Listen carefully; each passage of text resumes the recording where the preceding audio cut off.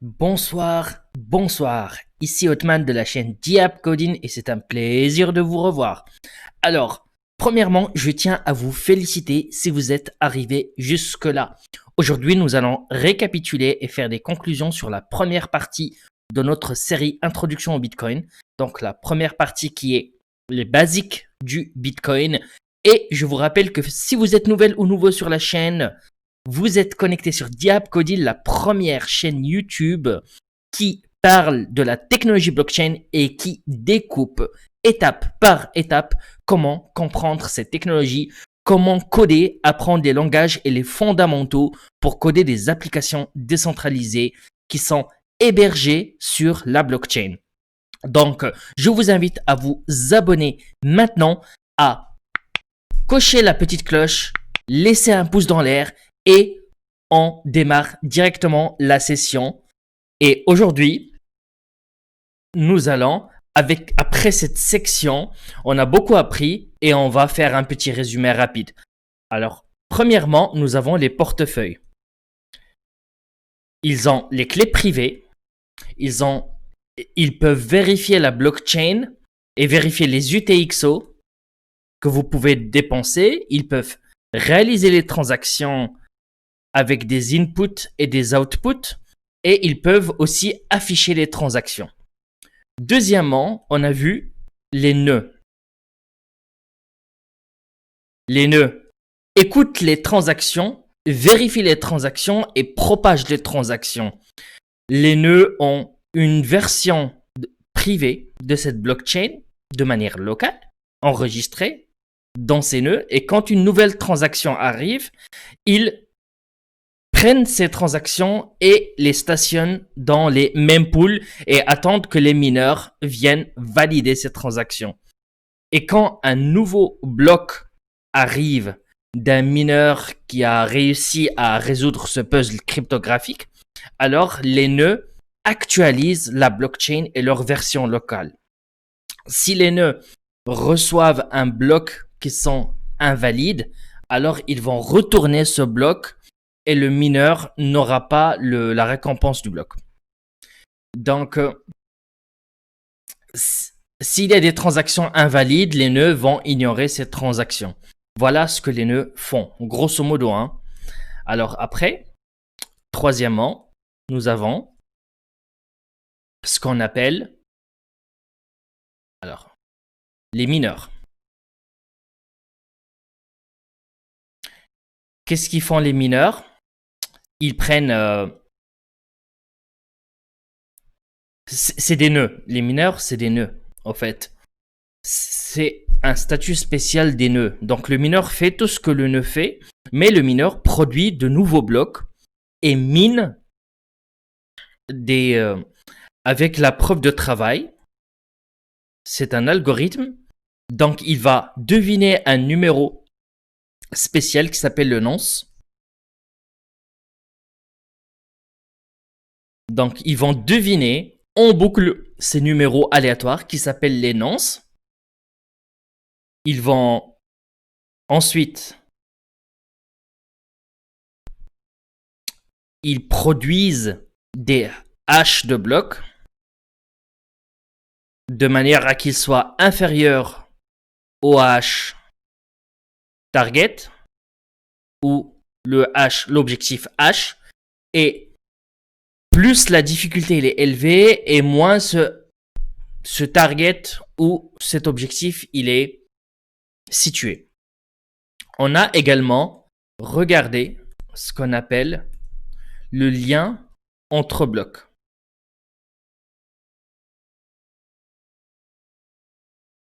Donc si vous avez une blockchain comme ça, et si vous voulez changer quelque chose ici, il faut reminer les liens et reminer les blocs d'après. Donc après, on a parlé des stale blocks ou des blocs orphelins ou des vieux blocs. Et si vous avez ce cas, ça veut dire que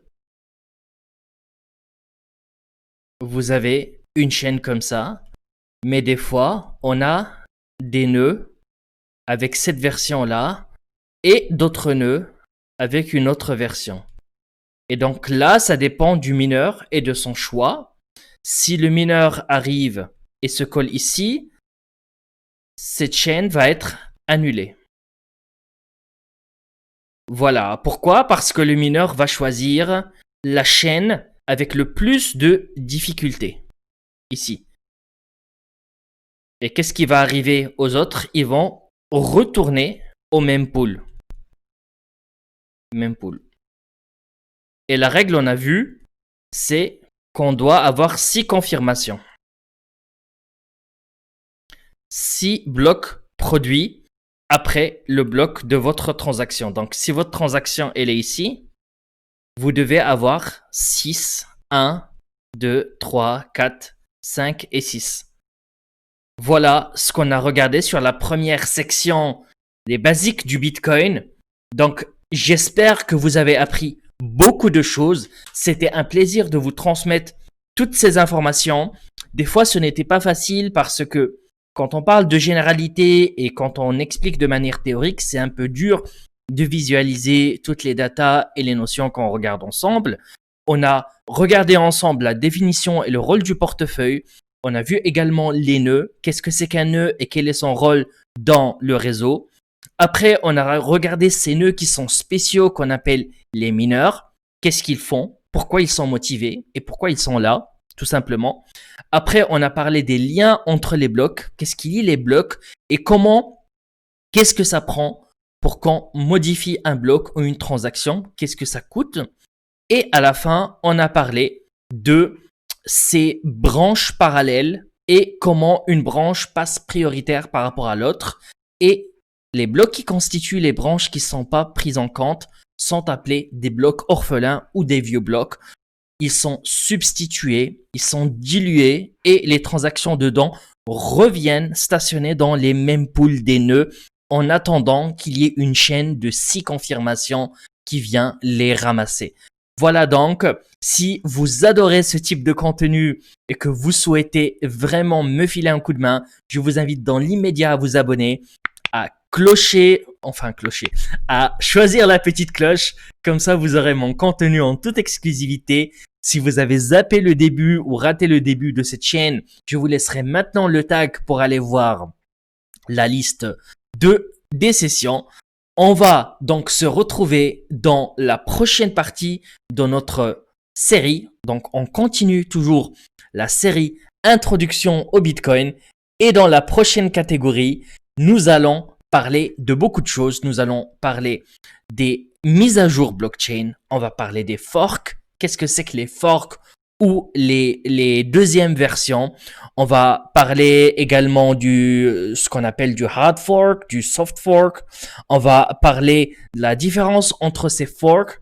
On va parler de la naissance de Bitcoin Cash, qui est un fork du Bitcoin. Le fork, c'est un faux jumeau. Voilà. On va parler des faux jumeaux, comment on peut avoir une blockchain avec une crypto-monnaie et on peut créer par la suite des faux jumeaux de ces blockchains. Donc, restez connectés pour cela. C'était Othman de The App Coding et je me déconnecte.